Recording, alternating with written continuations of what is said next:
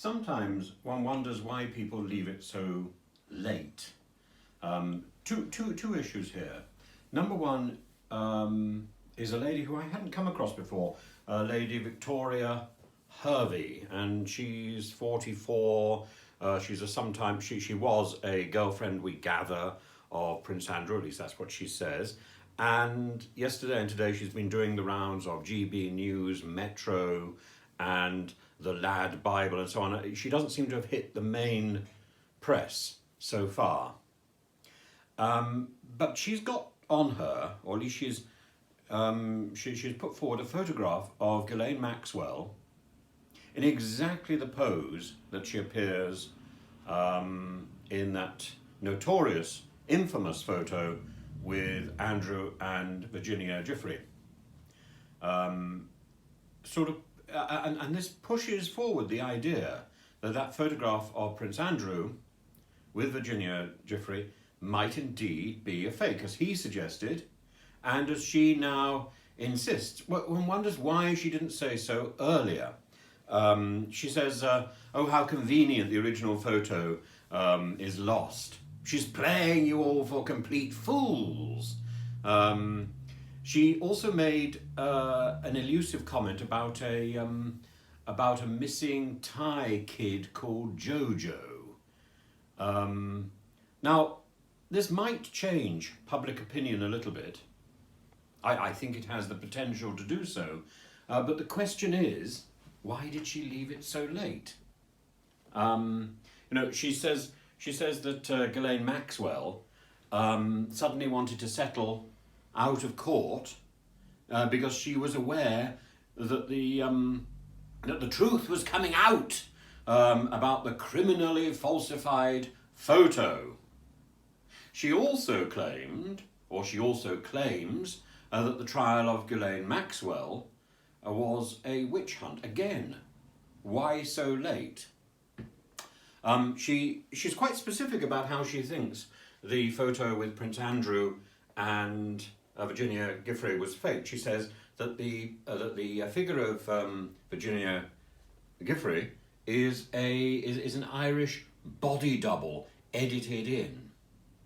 Now, Andrew's butler is also on record recently saying that Giuffre's allegations that Giuffre's lawsuit is baseless. Now, I made a video a while ago, and said at the end, please leave comments, and if you know any of these people, please do share your knowledge. If, for example, you are a great fan of Pizza Express, we'd love to hear from you. But now, look, there's I think this Andrew photograph thing is going to join another set of photographs which teased us for years, and these were the Cottingley fairies. And I remember coming across the Cottingley fairy photos in the 1970s in a wonderful book about fake photography. And although these pictures occurred at the end of the book was very clear, saying they didn't know how they were faked. These photographs, there are 5 photographs taken in 1917 by Elsie Wright and Francis Griffiths. And they borrowed their father's camera, and they took photos of each other playing on and looking at fairies dancing in front of them, or dancing on the boughs of a tree. Now, when the glass negatives were examined by a professional, he said that the glass negatives were completely unspoilt. So the traditional way of faking photos was to cut out one area and glue in another bit of glass in its place. So there was always a slight edge when it moved from glass to celluloid. That edge remained. The traditional way of faking a photograph was to fake the negative. The negatives in these cases were not faked, and the professional who examined them, I think a man called Snelling or something, said these were straightforward photos of whatever was in front of the camera at the time. Now, it wasn't until the 1980s, maybe a little bit later, that one of the girls came forward and explained that in fact the photos were faked, and they were faked by having cardboard cutouts of little fairies that they cut out, and they pasted photographs and added wings. They pasted photographs from fashion magazines and added wings. Much easier to fake black and white photos than colour photos, as indeed the Technicolor film process proved later on.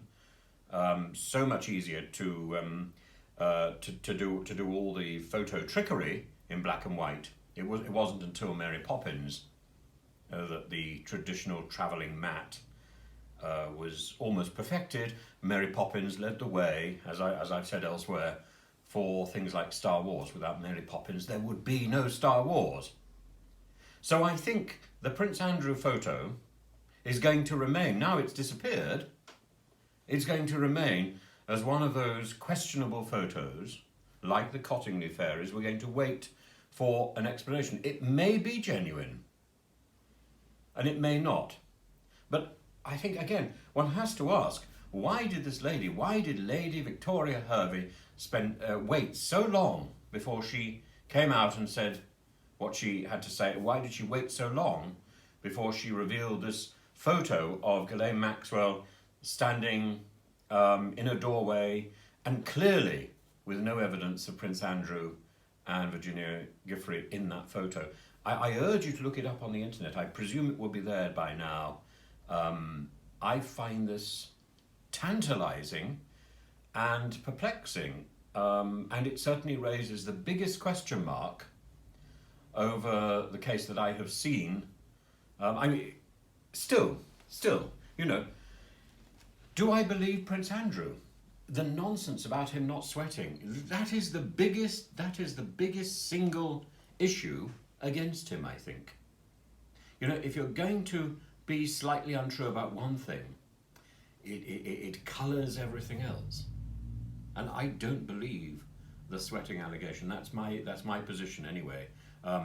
Somebody else, again, somebody may have medical knowledge beyond the knowledge which I've gleaned,